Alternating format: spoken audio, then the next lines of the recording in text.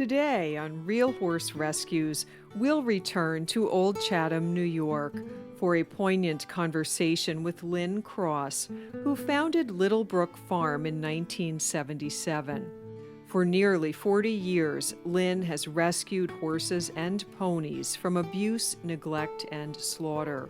Currently, over 70 rescued horses and ponies live at Little Brook, where Lynn, alongside her daughter Summer Brennan, who is an accomplished rider and trainer, share stories of saved horses to educate children and inspire change.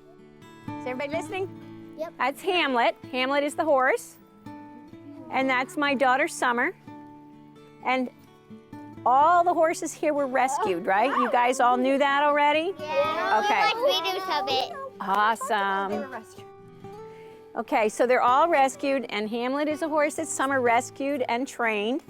Well, we like to dispel myths about rescued horses. A lot of people say that a rescue horse is dangerous or old or lame or in some way not useful. But in fact, the majority of the horses that go for slaughter are young, healthy, and sound. We rescue more babies and young horses than any other population of horses.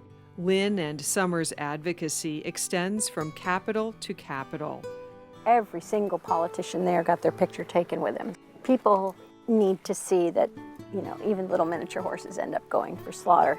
And they need to meet him and see how really cool he is and how sad, how tragic the whole thing is.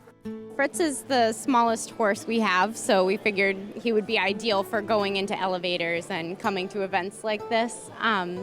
And we rescued him when he was 4 months old from a backyard hoarder situation, along with his whole family. So we currently have him and his father and his mother and another one of his relatives. He was in really rough shape when we got him, but we've had him now for almost 13 years. In Washington, Summer's passion influenced key lawmakers. You know, people call them unwanted, which is not a fair term at all because they're extremely wanted. They just ended up with, you know, bad owners. It's not their fault.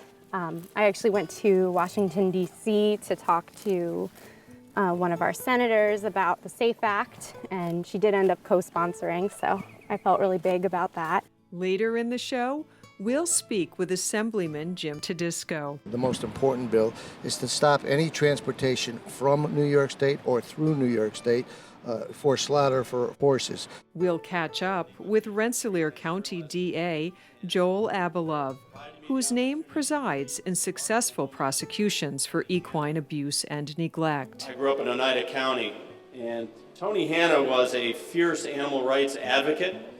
She was an Oneida County humane officer and the first woman to graduate from Cornell's farrier program. And as a child, I went and I met her at her farm, and I met all of her dogs with bandanas around their necks and watched her shoeing horses. It was pretty remarkable. And we'll hear from Sue McDonough. These things in and of themselves that are going on the racetracks are illegal. 20 of Little Brook's rescued horses are thoroughbreds. In May of 2015, Lynn Cross was instrumental in expediting the rescue of New York-bred Bensonhurst's Best. Without Lynn's intervention, this fine racehorse and mother of 3 would have quietly disappeared. She sent me the photographs. I looked at them and then sent them on to Dr. Nail. And the vet didn't feel they would make it through the weekend. Friends, stay with us for a half hour of advocacy, truth, and inspiration. I'm Susan Kane, and Real Horse Rescues will be back in a moment. Real Horse Rescues is underwritten by the Unbridled Thoroughbred Foundation, an organization dedicated to the betterment of equine welfare and protection through the production of educational media, and through the generous support of Andrew Ellsbury, certified journeyman farrier, offering holistic hoof care solutions to serve the needs of horses throughout the Northeast since 1976. And it's a lot of the thoroughbred breeders that are dumping the horses, and then we scramble to save them from slaughter. With Saratoga in full swing, thoroughbreds are center stage in the capital region. New York, through its Breeding and Development Fund, incentivizes the production and racing of thoroughbreds. It entices participants through its lucrative awards program. Yet there is little in place to protect New York breds when they have finished racing or producing babies. New York-bred Bensonhurst's Best is a prime example. She commanded $449,000 through public auctions and earned over $117,000 on the racetrack. By age 7, she began producing New York-bred foals. Despite doing all that had been asked of her, none of her connections cared enough to keep track of her. Biggest problems, there's a disconnect because when law enforcement goes and identifies a problem, they then have to find a vet to go in and assess the horse. The vets want to get paid for their services on that day. There's no money available to pay the vets, so then, the whole thing is flawed. Laws, which are good and exist, they want them enforced, but there's no way to really enforce it unless you have a vet and a rescue willing to work with you. So with Bensonhurst's Best, they got the complaint midnight on Tuesday. The deputy, it's a Rensselaer County deputy, she went to see the horse on Wednesday. She was sending me pictures Wednesday. And again, the only reason she found me is that she remembered the Steventown rescue and called the state trooper that was involved with that, and he gave him my name. She sent me the photographs. I looked at them and then sent them on to Dr. Nail with her cell number, and he called her. And then the three of us were in conversation trying to figure out how to get the horses out of there. The vet didn't feel they would make it through the weekend. So Dr. Nail wanted them out as soon as possible. I didn't really have space for them. And so I ended up moving a couple of my horses to another location and putting the girls where they were right around the corner from me. They have to be fed 6 times a day, so I have to have them accessible. So by Thursday night, we had a plan. Friday morning, the deputy had taken the pictures and all the paperwork, found a judge, and then the judge signed off on it at 9 o'clock in the morning, and we were there picking them up at 10. A 3-day turnaround is almost unheard of. If it was any longer, they wouldn't have made it.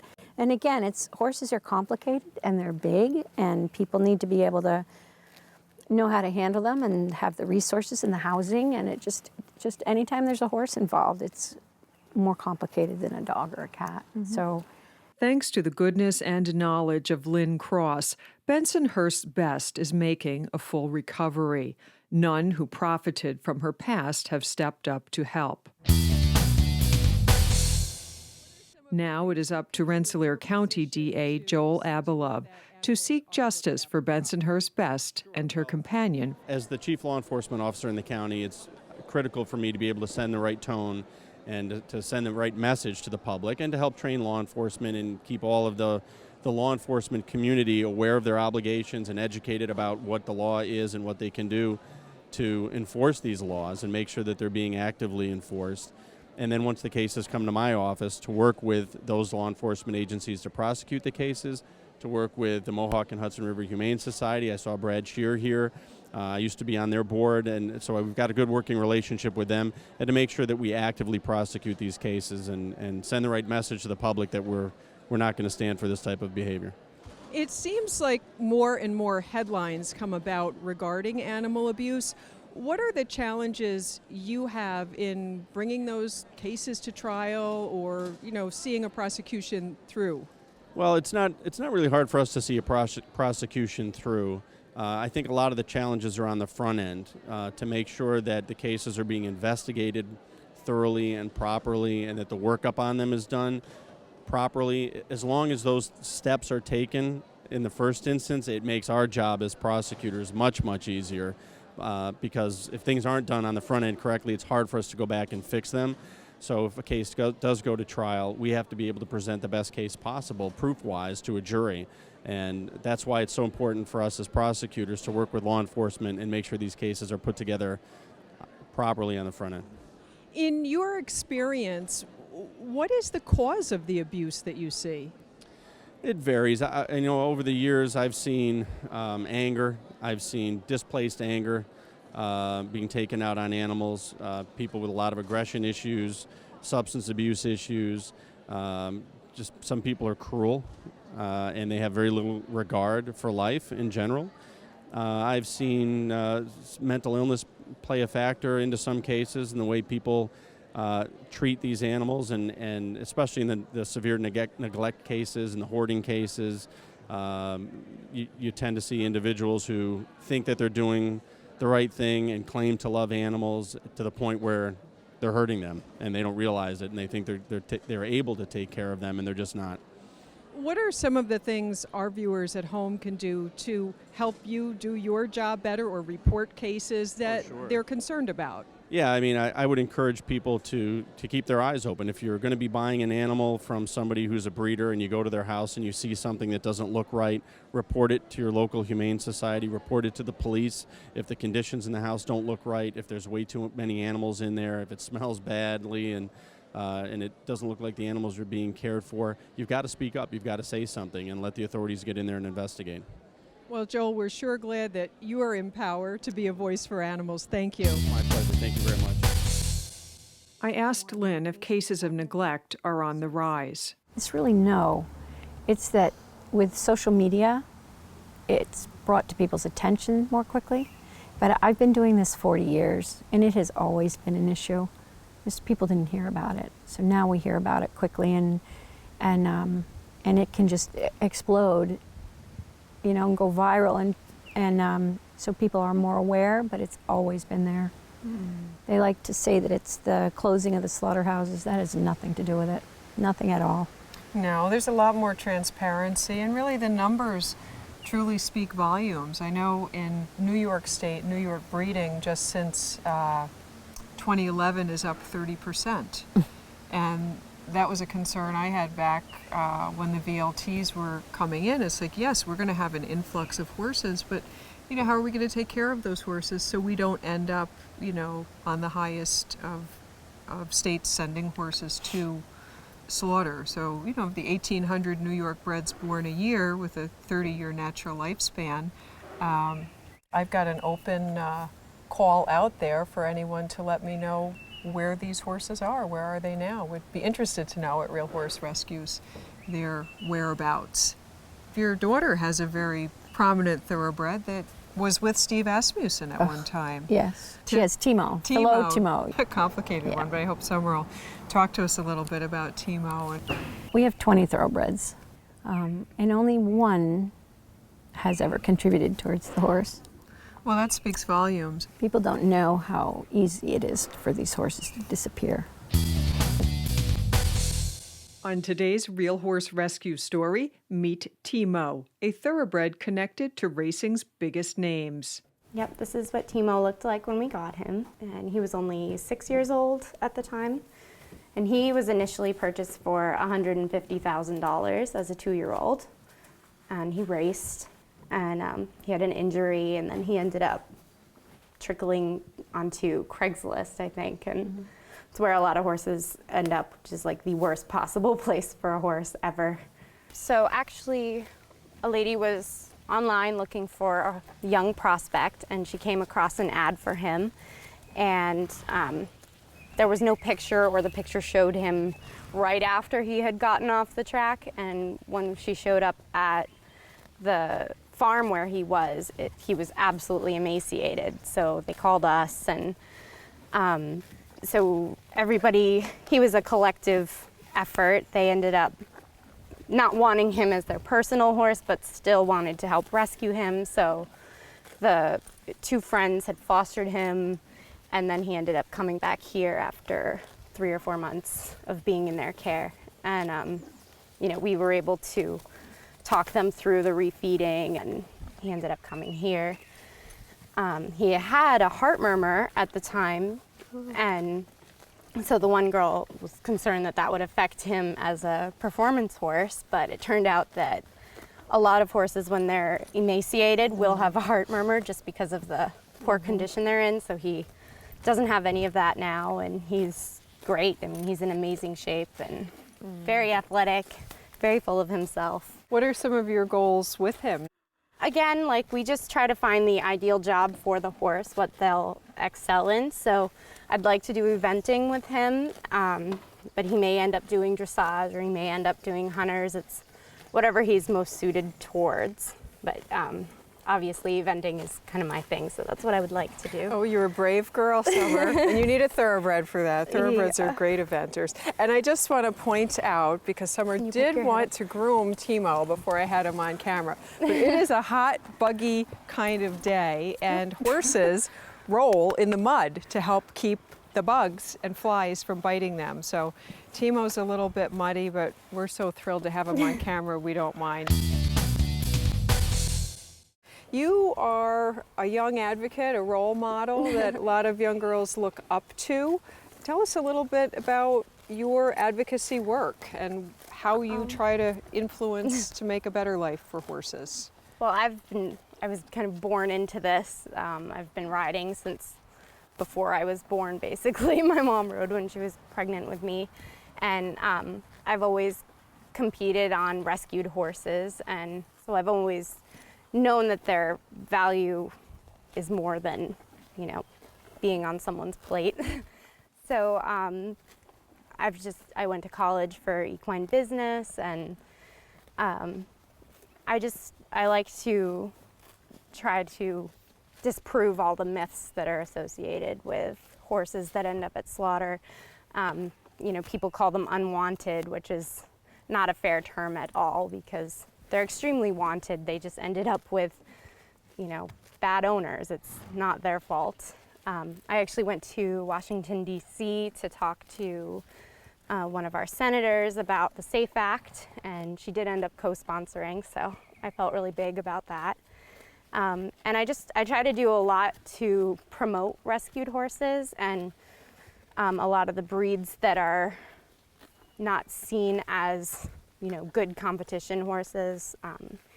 I recently got involved with Mustangs, and I did the Extreme Mustang Makeover competition, which was pretty cool. You get 90 days to take a completely wild horse, tame it, train it, and ride it in a competition. And it just goes to show like how trainable and amazing those horses are. So yeah, just any horses that are seen as less valuable, I like to train them and make them really awesome and make everybody want them. What are your goals at Little Brook Farm for the next few years? I have a lot of goals. One of my main ones is to fundraise for an indoor arena.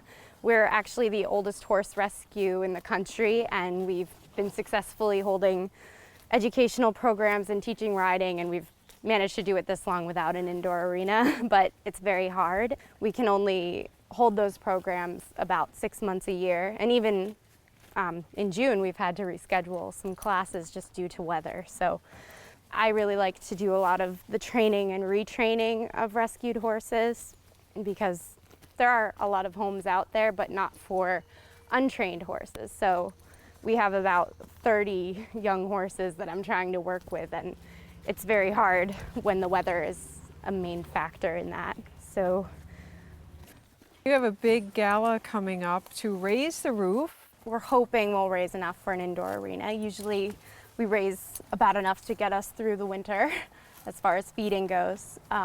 It's up on our hill overlooking the most stunning view in Columbia County. And it's a really fun event. It's a nice excuse for those of us that work on the farm all day to actually get dressed up and, you know, look nice. Saturday, August 15th is Little Brook Farm's 5th annual gala. Little Brook is absolutely such a beautiful sanctuary for horses, and goodness gracious, you know, these animals have had the lives of royalty, some of them, and then there's no place for them to go, and this is such a beautiful place for them to live their life and be happy and be covered and protected. And look, this guy's a real character, right? It's like the real Mr. Ed. But no, it's very beautiful. And I'm thrilled to be here, and I'm thrilled to be supporting them and these beautiful creatures. For tickets and more information on Little Brook Farm's 5th Annual Gala, visit Little Brook on Facebook or at their website, thelittlebrookfarm.org. Friends, together we can raise the roof.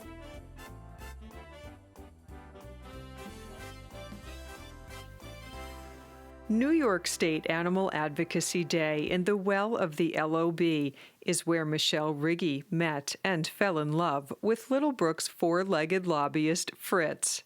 I caught up with Assemblyman Jim Tedisco, who co-sponsors the event and makes equine protection a priority. Jim, you are raising awareness of the challenges facing horses through the introduction of some bills. Can you tell us a little bit about that?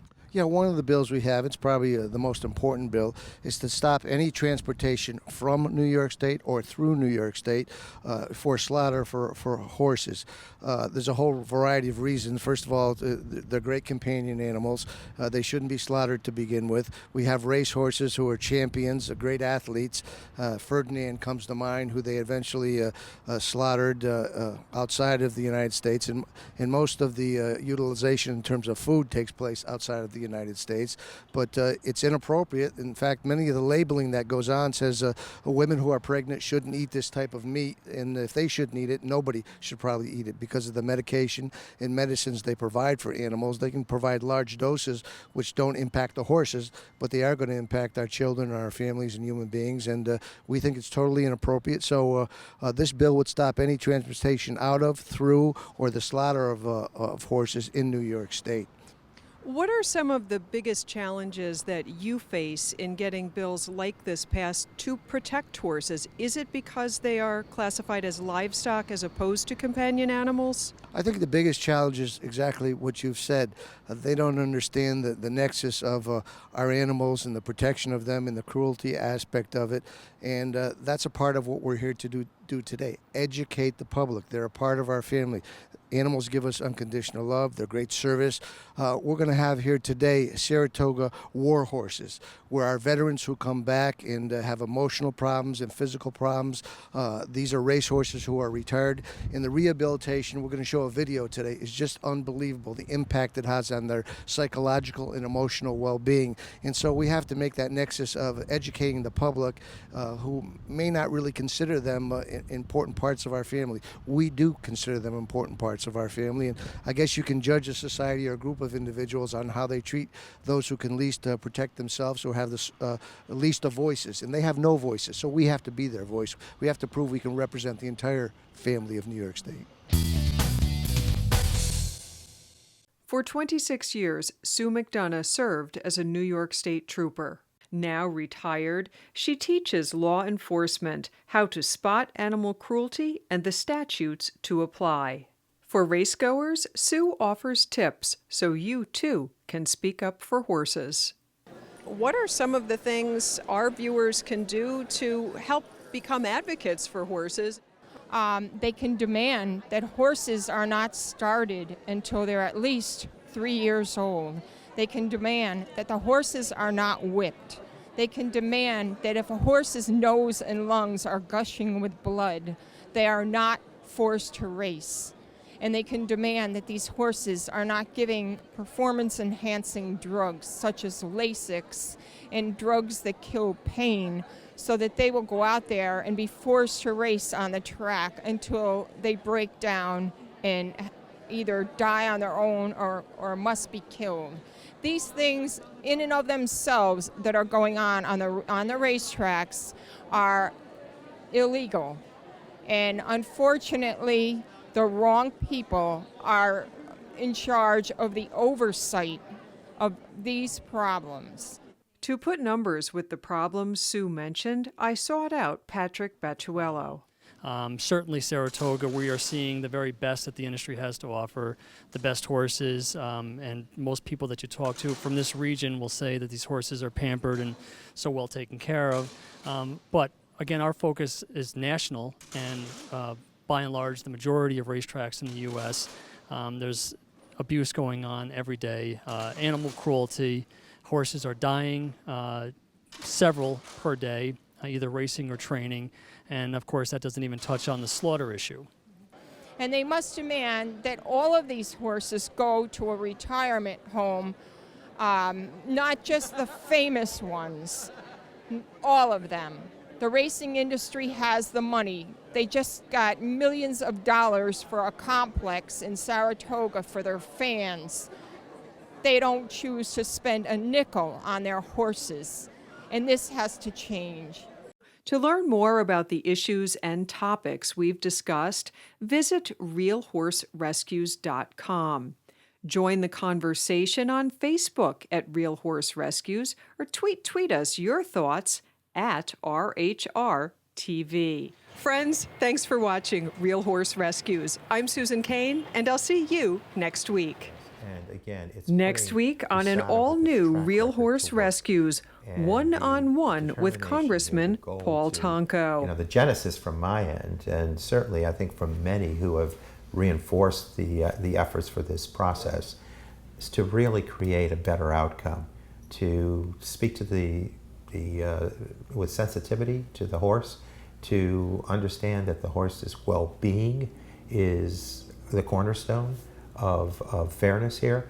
Meet Olivia, who does her part by making art for animals. There was a fair or something in town, and I really liked painting, even since I was little. So she had the idea that I would sell my art and just give to a local charity. So I did, and I raised $100, and to me that was like huge. So it was her idea to just start a small Facebook page, and it grew from there. And put your seatbelt on for a rerun for upcoming episodes with Lisa Malloy. I take horses for 3 different registered charities: Aikendale Thoroughbred Rescue, Turning for Home, and Rerun. I started galloping Thoroughbreds back when I was 16 years old, and I worked for one of the top steeplechase trainers in Europe, Jimmy Fitzgerald. Since moving to the United States, I've worked with reining horses, cutting horses, world champion rope horses, Western pleasure horses, polo, and once again back with Thoroughbreds. My favourite part of this industry is taking a horse that's, for want of a better word, been discarded, and turning it around and placing it in a really, really good home with someone that prizes it just as highly as they would prize Frankel if he was in there still. We take these horses and we retrain them for second careers. We always have a vast array of horses available for adoption, and they range from 2-year-olds with no injuries to war horses to horses that have had surgery and come back from rehab. And you know, we have something for everybody, from upper level competition to someone just wanting a family horse or a trail horse.